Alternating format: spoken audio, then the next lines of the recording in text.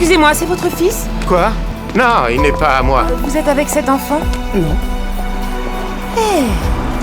Salut, comment ça va? Où est ta maman? Il va bien? Je pense qu'il ne va pas très bien.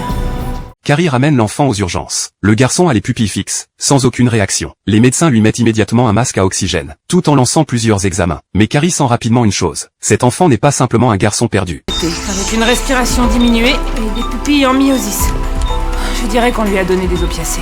À ce moment-là, les médecins décident d'essayer un médicament. Ils veulent voir si son corps va réagir. Si la naloxone fonctionne, ils n'auront pas besoin de l'intuber immédiatement. Quelques secondes plus tard, le garçon se met soudain à pleurer. Tout le monde pousse enfin un soupir de soulagement. Ensuite, Carrie essaie de retrouver ses parents. Un médecin prend une photo de l'enfant, puis la transmet à la police pour tenter de l'identifier. Mais malgré de longues recherches, aucune nouvelle n'arrive. Alors que tout le monde commence à perdre espoir, les résultats des examens tombent enfin. Ils révèlent que son corps présente un résultat positif. C'est génial. La drogue était à sa portée. Oh, mais peut-être que s'il criait beaucoup, ils lui ont donné quelque chose pour essayer de le calmer.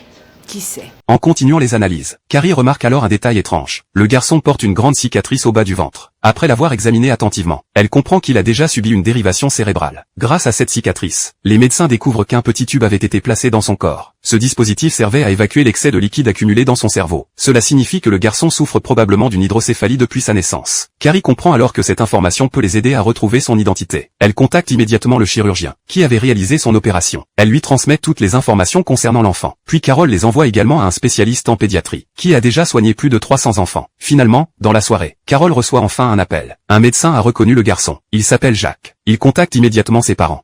Jack a été kidnappé il y a 3 semaines. Quoi? Enlevé, oui.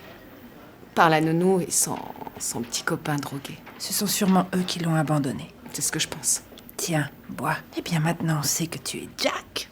Ouais. Et maman et papa vont venir.